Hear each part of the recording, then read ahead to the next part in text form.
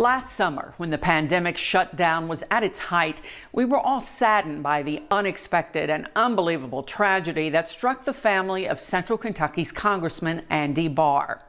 Now, for the first time, Barr sat down with me for a candid conversation about the day his wife Carol died, what it's like to carry on without her, and the bill he filed just today to honor her memory and possibly save other families from the same heartache. Boy meets girl, a dream wedding, a match made in heaven. So the pictures tell the story of Andy and Carol Barr. This one, the last family picture ever to be taken, June of 2020. We were out on a horse farm and it was a beautiful day and we had a great day. We weren't together that long.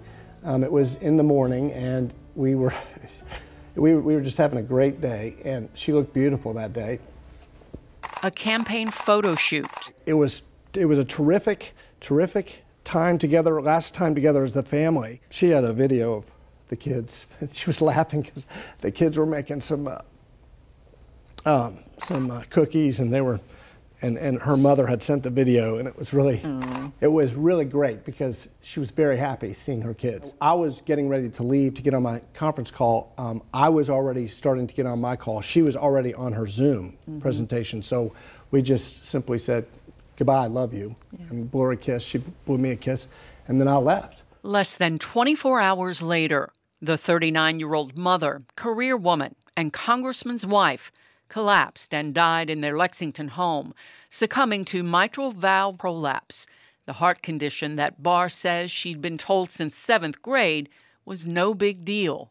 Carol left behind an adoring husband to raise 2 daughters, just 9 and 7, right in the middle of a tense and demanding campaign. This has been a tough night in some ways, even though we won, because this is the first time that we've gone through a campaign and an election without her. Did you ever think about dropping out?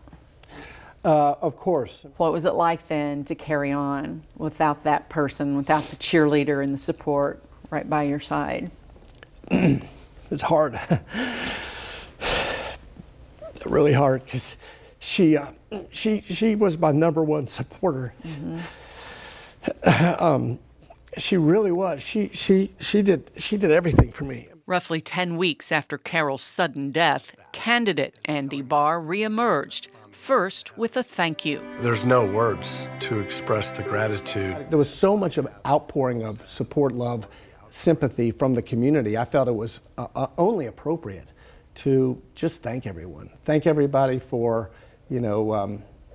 caring for us during our time of grief, and remember Carol. Carol was the greatest gift God could have ever given me.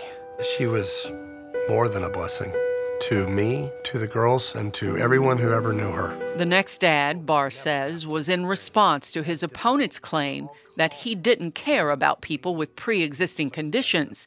It again featured Carol, referencing her condition and death, something that was criticized in some political circles. It really was offensive to me for someone to say that I didn't care about people with pre-existing conditions. That was so offensive. I wanted to communicate in a very personal way, in an empathetic way, to people who have similar situations that I do, that I understand.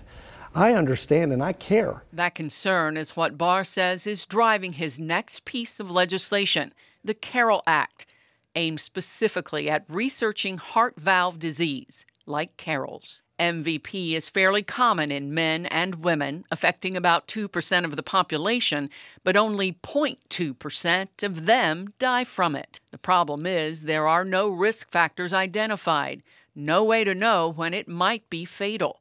The Carol Act, a $100 million effort over 5 years, would form a coalition of researchers to answer those questions and launch an awareness campaign. Barr says it's endorsed by the American Heart Association and has a Democrat co-sponsor, Kathleen Rice of New York. I really feel like we're going to make a difference with this. We're going to have bipartisan support. We're going to pass this bill, and we're going to save lives. Keeping other families whole, making the Carol Act part of a lasting legacy. She was a very devoted mother. She was a great mom. And that's her greatest legacy is every time, she lit up a room. And, you know, I think her girls will do that too, and people will be reminded of their mother when they see them.